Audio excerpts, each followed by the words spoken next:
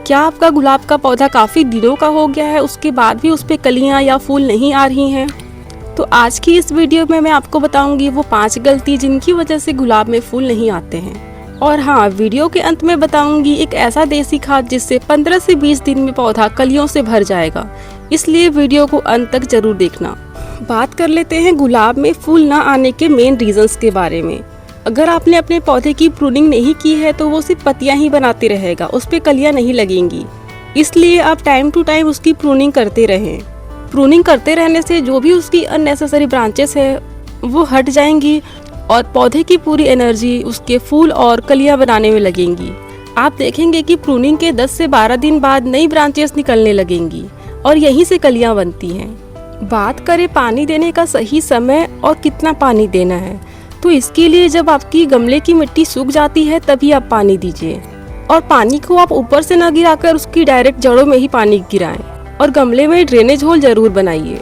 सर्दियों में आप 4 से 5 दिन में एक बार पानी दे सकते हैं और गर्मी में 2 दिन में एक बार पानी दीजिए।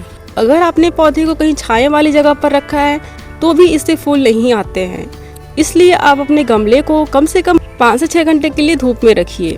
बहुत लोग इसमें गलत खाद दे देते हैं। सिर्फ गोबर की खाद डालने से फूल नहीं आते हैं। गुलाब को फास्फोरस और पोटास चाहिए होता है। हम क्या करते हैं कि डेली उसको पानी दे देते हैं, जिससे उसकी जड़ें सड़ने लगती हैं। और बहुत कम पानी भी दे रहे हैं तो उसकी कलियां गिरने लगेंगी। पौधा अगर सिर्फ पत्तियां ही बना रहा है, इसका मतलब है कि नाइट्रोजन ज्यादा है, आपने गोबर की खाद या यूरिया ज्यादा डाल दिया है इसमें। और सेकेंड रीजन है प्रूनिंग की कमी। पुरानी टहनियों पर फूल नहीं बनते हैं, इसी कारण से 70% लोगों के गुलाब में फूल नहीं आते। एंड थर्ड रीजन है धूप की कमी। गुलाब धूप का पौधा है, तो कम धूप मिलेगा तो फूल भी नहीं बनेंगे। गुलाब के पौधे को रोजाना कम से कम 6 से 8 घंटे की सीधी धूप मिलनी चाहिए। ऐसा नहीं होने पर उसका ग्रोथ रुक जाता है। इससे भी पौधे में कम फूल या छोटे फूल आने लगते हैं। पौधे को आप हवादार जगह पर लगाएं ताकि बढ़िया से उसको धूप मिल सके। आपका गुलाब का पौधा ग्रोथ नहीं कर रहा है या फिर उसमें नई कलियां नहीं आ रही हैं, तो आपको उसकी मिट्टी पे थोड़ा ध्यान देना चाहिए। मिट्टी का पीएच लेवल 6 से 6.5 के बीच होना चाहिए। पौधे की मिट्टी को ढीला और हवादार रखने के लिए आप नियमित रूप से उसकी गुड़ाई करते रहें। गुलाब के पौधे को कीट और बीमारियों से बचाना भी बहुत जरूरी है। इसमें एफिड, स्पाइडर, माइट्स जैसे कीट लग जाते हैं। इन कीटों से बचाव के लिए आप उस पे नीम ऑयल का स्प्रे कर सकते हैं। इसके अलावा आप फंगल इन्फेक्शन से बचने के लिए पौधे को हवादार जगह पर रखिए और पत्तियों को गीला होने से बचाइए। यदि पौधे पर किसी तरह का कोई बीमारी लग भी जाए तो बीमारी लगे हुए हिस्से को आप तुरंत उससे काट कर अलग कर दीजिए। गुलाब के पौधे को स्वस्थ और फूलों से भरपूर रखने के लिए नियमित रूप से आपको खाद और फर्टिलाइजर देना जरूरी है। गुलाब के पौधे को नाइट्रोजन, फास्फोरस और पोटेशियम जैसे पोषक तत्वों की जरूरत होती है। महीने में एक बार आप गोबर की खाद या वर्मी कंपोस्ट देते रहिए।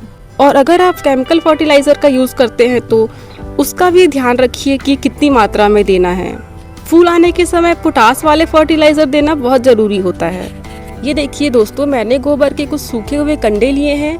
इसे मैं पानी में भिगोकर 6 से 7 दिन के लिए रख दूंगी। 6 से 7 दिनों के बाद हमारा ये लिक्विड फर्टिलाइजर बनकर बिल्कुल रेडी हो जाएगा। अब हम लेंगे सरसों की खली। हमें सेम वही प्रोसेस फॉलो करना है। हम 1 चम्मच सरसों की खली को 1 लीटर पानी में 2 दिन के लिए भिगोकर छोड़ देंगे।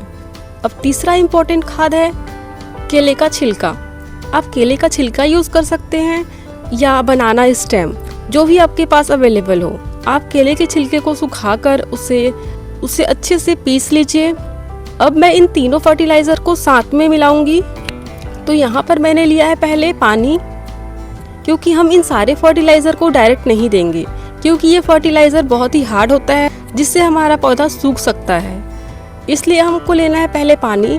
पानी में हम मिलाएंगे गोबर, जो गोबर से हमने बनाया है लिक्विड फर्टिलाइजर, उसको डालेंगे इसमें।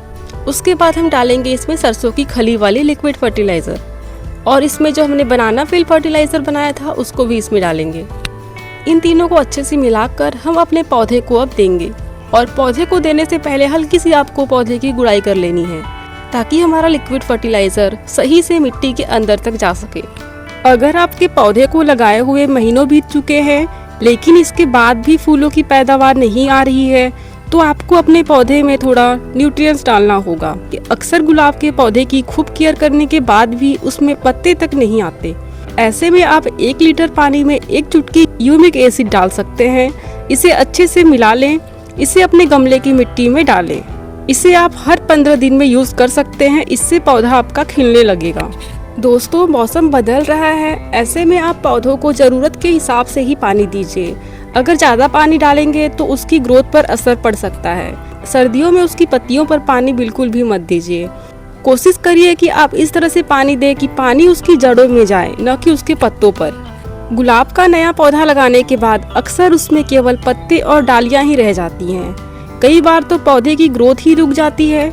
अगर आपके गुलाब के नए पौधे में भी केवल पत्ते ही नजर आ रहे हैं और उसकी ग्रोथ बिल्कुल ही रुक चुकी है, तो मैंने जितने भी स्टेप्स बताए हैं आपने अगर अच्छे से फॉलो किया तो आपके गुलाब के पौधे में ढेर सारे फूल उगने लगेंगे।